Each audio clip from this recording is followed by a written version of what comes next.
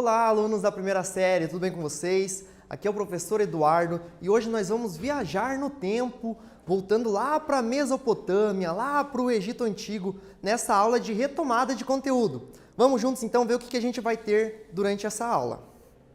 Então, o nosso objetivo, pessoal, é compreender as principais características políticas e sociais, tanto da Mesopotâmia quanto do Egito Antigo. Então, a gente vai analisar, dar uma retomada dos conteúdos que a gente já apresentou aqui sobre tanto a Mesopotâmia quanto o Egito Antigo, essas sociedades muito importantes do tempo antigo, da Idade Antiga, tá bom?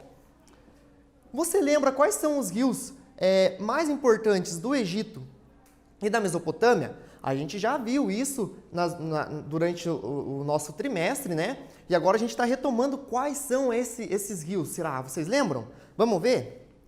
Pessoal, os rios mais importantes, como vocês veem aqui no nosso slide, a gente tem o rio do Nilo para o Egito Antigo, né? E até hoje, né? O Nilo é um rio muito importante para a sociedade egípcia, para o país, né? Do Egito, que está localizado aqui no norte da África. Aqui a gente tem o mapa atual do Egito para vocês localizarem aonde fica ali, onde foi fundada esse Egito Antigo ali na sociedade antiga. E os rios mais importantes para a Mesopotâmia, lembrando, pessoal, Mesopotâmia é uma região, tá? Não é um país ou um império, né? Ela é formada por vários povos. Os rios mais importantes são o rio Tigre e o rio Eufrates, né? Para os mesopotâmicos, tá bom? Pessoal, você lembra quais fatores que levaram à formação das primeiras sociedades complexas, como a do Egito e da Mesopotâmia? O que possibilitou, pessoal? Vamos relembrar. O ser humano ele era nômade, então ele não se instalava em um mesmo lugar, né? O ser humano ele ficava rodando, né? Procurando um lugar para se estabilizar, um lugar próximo de rios, provavelmente, né? Mas por que eles paravam em lugares próximos de rio? Por que a gente tem, tanto na Mesopotâmia quanto no Egito Antigo, umas sociedades que se instalaram próximos de rios? Vamos exercitar aqui. Pessoal, o que o rio traz? Primeiro, água, que é essencial, né? E a gente está falando de sociedades que elas são rodeadas por desertos, pessoal. Ali na Mesopotâmia a gente tem próximos ali os desertos da Arábia, né? A gente tem no Egito Antigo o deserto do Saara também, ali no norte da África. Então, o rio, ele era uma fonte de vida para eles. Eles podiam ter a questão da pesca, né? E uma coisa muito importante, pessoal, que a gente vai ver no próximo slide. Aqui, pessoal, a gente vai ter a questão da revolução agrícola, da descoberta da agricultura nessas sociedades.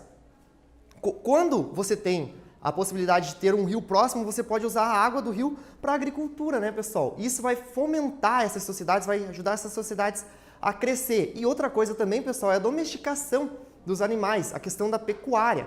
Obviamente que você precisa de água, né, até para poder alimentar, para ter pastos para os animais. E hoje, pessoal, a agricultura ela é importante até os dias de hoje? Obviamente que sim, né, pessoal? A gente precisa da agricultura até os dias de hoje. E aqui no Brasil, atualmente, grande parte do território nacional ele ainda é voltado para o uso tanto da pecuária quanto o uso da agricultura. Aqui a gente tem, no mapa, vocês veem a legenda, a gente tem as principais culturas, né, do Brasil. A gente tem a questão das pastagens, monoculturas, onde que se concentra uma cultura principal. Por exemplo, se planta muito a cana-de-açúcar, né? Não se tem uma policultura, quando a gente tem várias plantações de outras frutíferas, né? Enfim. A gente tem a questão de grãos, né? A gente vê que grãos, a gente planta muito grãos, milho, feijão, né? E outros grãos, soja, por exemplo, aqui no Brasil, né? Questão do extrativismo, né? De extrair, né? As matas, por exemplo. A gente tem vários pontos de extrativismo aqui na região amazônica, como vocês podem ver no mapa. Questão de florestas também, né, pessoal? A própria floresta amazônica aqui concentrada num verde mais escuro e as pastagens, né, para a pecuária. Então, até hoje, pessoal, não é só na Mesopotâmia, né? A gente tem essa descoberta ali da agricultura, né? esse aprendizado da agricultura e da domesticação lá com esses povos antigos, mas até hoje a agricultura ela continua sendo muito importante, tanto a agricultura quanto a pecuária, né? A questão da domesticação dos animais também. Mas então, onde era localizado essa região, né, que eu falei que é a região da Mesopotâmia? Primeiro, pessoal, só para vocês relembrarem, né, Mesopotâmia significa terra entre rios, né, ou entre rios, né? Então, a Mesopotâmia é esta região aqui que vocês podem ver no mapa.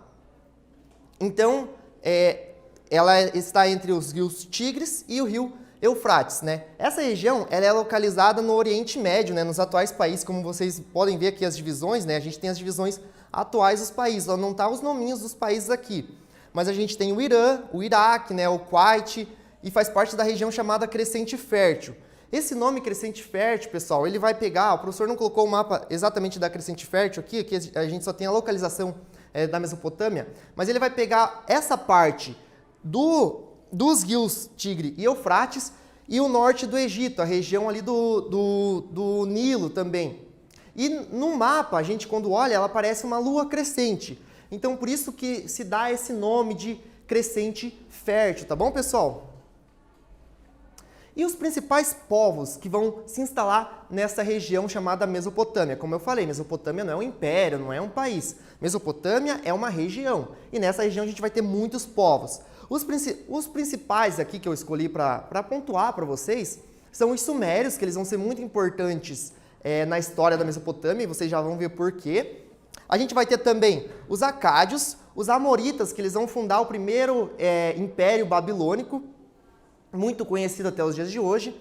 Os assírios, pessoal, eles vão formar um império que vai fomentar o terror na Mesopotâmia. Eles vão ser muito conhecidos pelo terror contra os seus adversários, eles vão ser muito conhecidos por ser fortes guerreiros e aplicar terror psicológico. Eles vão talvez ser os primeiros aí da história que a gente tem registro que aplica terror psicológico aos seus adversários, aos seus inimigos mesmo, em combates de guerra, né, pessoal? Eles vão cometer atrocidades, vão cortar dedo para assustar os adversários, né, cortar a mão. Enfim, eles vão ser muito...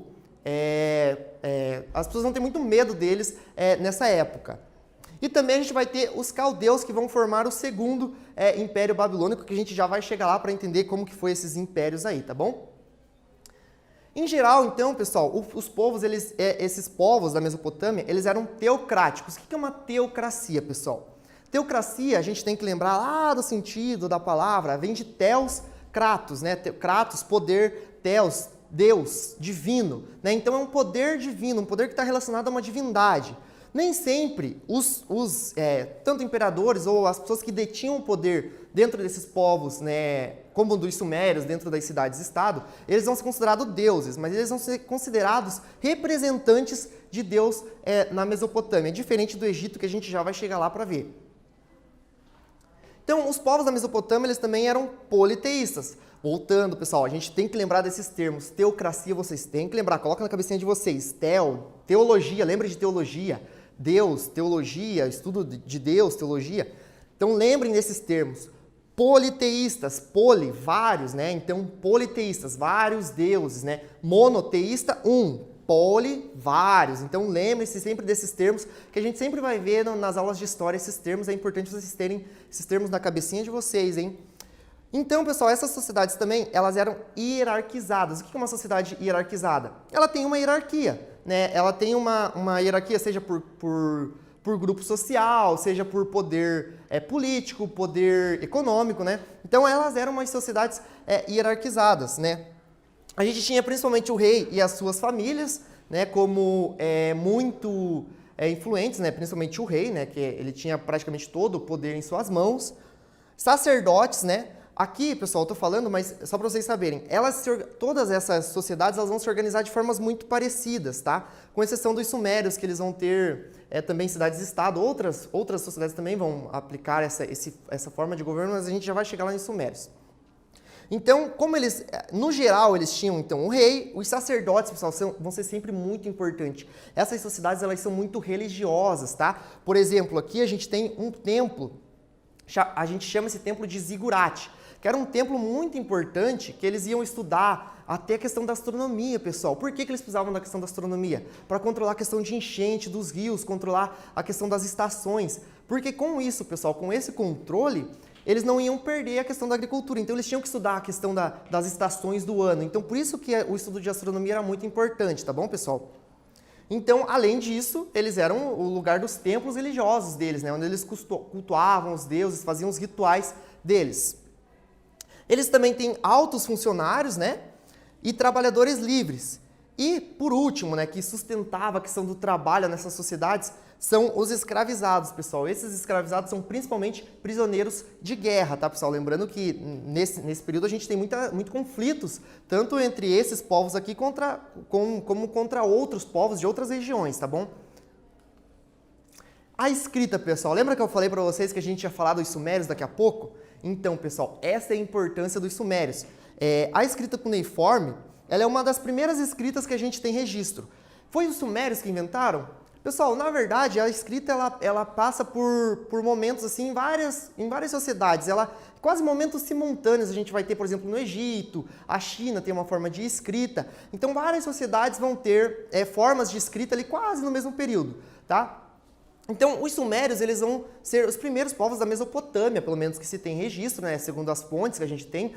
Obviamente que se descobrir uma fonte diferente, aí a gente muda, né? Mas por enquanto o que a gente sabe é que os sumérios foram os primeiros ali, pelo menos da Mesopotâmia, né? E como que era essa escrita, pessoal? Eles escreviam em tabuinhas de argila, tá? Então eles faziam tabuinhas de argila, pegavam aquela argila mole, eles escreviam em forma de cunha, era tipo um palito assim, com uma ponta triangular, e eles faziam símbolos. Por que eles precisavam desenvolver essa escrita, pessoal? Por causa da questão de contabilidade. As sociedades começaram a crescer, então precisava saber quem que está pagando imposto, quem que não está. Então eles precisavam desenvolver uma forma de escrita. Aqui, pessoal, o professor trouxe a questão da evolução da escrita pelos próprios sumérios, a questão da evolução da escrita cuneiforme. Aqui a gente tem uma das primeiros registros de escrita, né? Ainda mais simples, a questão ainda é mais numérica, mais de contabilidade, e aqui uma escrita mais complexa. Lembrando, pessoal, tudo na história vai passar por um processo histórico, e a escrita não vai fugir disso. Então ela começa de uma forma mais simplista e ela vai se modificando, ganhando mais caracteres com o tempo, tá bom, pessoal? Então essa é a importância dos sumérios, não esqueçam. E a questão dos impérios babilônicos, pessoal. A gente vai ter 2 impérios babilônicos, vocês já devem ter ouvido falar na Babilônia, na Torre de Babel, essas coisas, né? E a gente vai ter os amoritas, que eles vão ser os primeiros, né, a fundar o Império Babilônico. Por que Império Babilônico? Por causa que eles vão fundar a cidade, chamada a cidade de Babilônia, né, ou Babel, né? Então eles vão fundar essa cidade em 1900 a.C., erguendo a famosa, então, cidade da Babilônia. E a gente vai ter, posteriormente, o fim desse primeiro império, né? Vai ter outras disputas ali naquela região, outros povos vão dominar aquelas regiões, e a gente vai ter o segundo império babilônico, só que aí com outro povo. A gente vai ter com os caldeus, né? Esses vão ser muito famosos porque eles vão estar até em registros bíblicos sobre o exílio dos hebreus pelos babilônicos, né? Que os hebreus vão se tornar escravizados. Eles vão ser muito conhecidos, esse segundo império, com a ajuda do rei Nabucodonosor, muito famoso, o Nabucodonosor II, em destruir Jerusalém, arrasar Jerusalém. Então a gente vai ter esses 2 impérios babilônicos aqui que vão ser muito importantes também para a história, pelo menos é o que a gente conhece muito, ouve falar muito sobre a Babilônia, tá bom? Pessoal, outra coisa que a gente tem é o Código de Hammurabi. O Código de Hammurabi, pessoal, ele é um dos primeiros registros de leis, pelo menos completos, que a gente vai ter na história da humanidade. Então, ele vai ser baseado na lei de Talião. O que é a lei de Talião? Talião não é uma pessoa, tá, pessoal? Talião é um termo latim que que significa por igual, né? Então, um termo de por igual. Então, esse Código de Hammurabi ele vai ser distribuído ali pelo rei Hammurabi. Como vocês podem ver na estela aqui, ele tá recebendo ali o deus Smesh, o deus Shamesh, pessoal, ele está sentado dando a esse rei esse código de Hammurabi, ou seja, para legitimar o poder do rei. E ele vai ter essa questão da lei de talião. O crime, ele deve ter o mesmo, a punição deve ter o mesmo peso que o crime. Se você roubou, vamos supor, corta a mão da pessoa, se você deu um soco em alguém, vai levar um soco. Mais ou menos nesse sentido, tá bom, pessoal? Então, esse é um dos primeiros registros aí que a gente tem, tá bom? De leis escritas e coesas.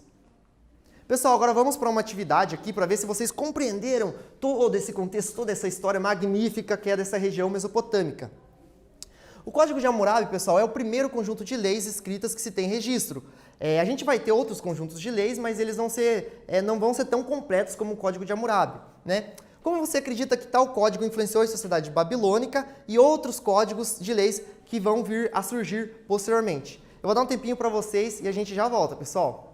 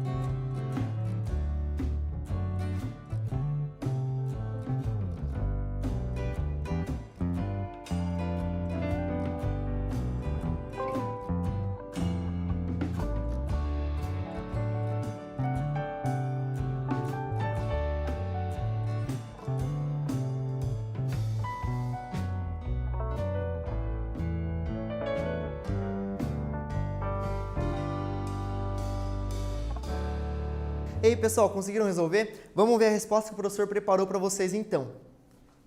Então, o Código de Hammurabi, pessoal, ele estabeleceu um conjunto de regras que tinha a intenção de organizar e controlar a sociedade por meio da aplicação da justiça em todo o Império Amorita, né, o Império Babilônico. Esse código, posteriormente, se tornou fonte jurídica para muitos povos importantes da antiguidade, como os assírios, caldeus e até os hebreus, né? E é considerado um marco na história do direito. Beleza, pessoal? Agora a gente vai ver um pouquinho sobre o Egito Antigo, né? Como a gente tem aqui no mapa, a gente já viu a localização do Egito Antigo, né? Então ele está ao norte da África e ele está às margens do rio Nilo, que vai ser muito importante, pessoal. Os egípcios, eles vão usar o Nilo como um rio muito importante para a agricultura para eles, né? A questão das enchentes do Nilo vai influenciar muito a questão da própria sociedade egípcia. Tanto é que um historiador da época ele vai escrever o Egito ele é a dádiva do Nilo, né? Então, como se o Egito ele está intrinsecamente ligado ao Nilo, pessoal. Não existe Egito sem Nilo, tá bom? Então, eles vão controlar esses regimes de cheia para a questão das plantações. A presença humana ali naquela região, pessoal, ela vai começar em 8.000 anos antes de Cristo, desde 8.000 anos antes de Cristo. E ela vai só se organizar em dois impérios, a gente vai ter o Alto Egito e o Baixo Egito, mais ou menos 5.000 anos antes de Cristo. O Alto Egito, pessoal, ele fica ao sul, tá? E o Baixo Egito ao norte, então não confundam. E a unificação só vai acontecer em 2.400, 1.000 anos antes de Cristo, né? Em que a gente vai ter esse primeiro faraó, né? O faraó Menés. Tá bom? O papel do faraó, pessoal, diferente ali dos líderes da Mesopotâmia, ele era considerado um deus vivo. Ele era considerado a encarnação de Horus ali na Terra, que era um deus muito importante. Isso era utilizado para legitimar o poder, né? Então eles eram teocráticos também e também eram politeístas como os mesopotâmicos, ou seja, eles vão ter vários deuses. A economia e a sociedade, pessoal, vale a gente lembrar que eles eram também uma sociedade hierarquizada, assim como os mesopotâmicos, assim como os principais povos da Mesopotâmica. Então a gente tem o faraó, os sacerdotes, os escribas, né? Os soldados, os comerciantes, artesãos, camponeses e os escravos. Imagina-se muito que a gente tinha muitos escravos no Egito, mas eles não eram uma sociedade que se enfrentavam muito, costumavam ser uma sociedade guerreira, então eles não tinham tantos escravos assim. Pessoal, como eu falei, eles eram politeístas, mas eles tinham uma diferença importante dos povos da Mesopotâmia. Eles acreditavam numa vida após a morte. E aqui, pessoal, a gente tem o tribunal de Osíris. Para explicar resumidamente o que significava esse tribunal de Osíris, a pessoa, a partir do momento que morria, ela era levada a esse tribunal e era pesado o coração dela com uma pena, né? Então, se o coração dela fosse mais pesado que uma pena, então ela teria sido uma pessoa ruim, né? Então ela seria devorada a alma dela por um deus. E se não, pessoal, então ela não seria devorada por um deus, né? Então a ideia é de que o coração, né, deveria ser leve, tá bom, pessoal? Agora, pessoal, vamos fazer uma atividade. Comparando, então, as sociedades estudadas nessa aula, aponte as principais semelhanças. Eu vou dar um tempinho para vocês e a gente já volta.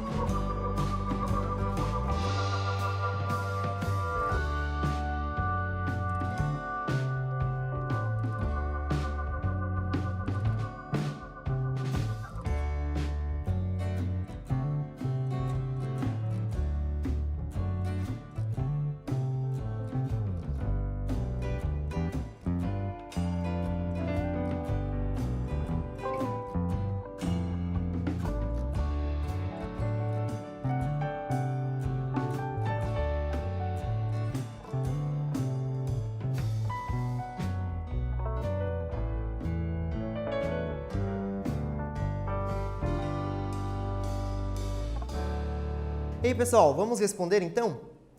Tanto os povos mesopotâmicos como os egípcios, os rios foram fundamentais para o seu desenvolvimento. O Nilo no Egito e Tigre e Eufrates na Mesopotâmia. Além disso, ambas eram politeístas e tinham como regime político uma teocracia. Eram sociedades hierarquizadas, os sacerdotes tinham grande prestígio perante o restante da população, em sua maioria camponesa. Tá bom, pessoal?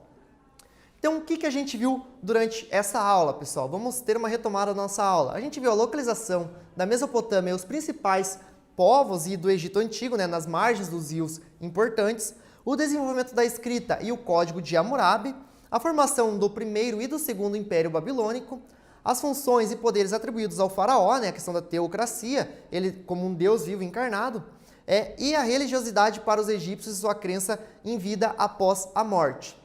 Então é isso, pessoal. Espero que tenham gostado de nossa aula e até a próxima.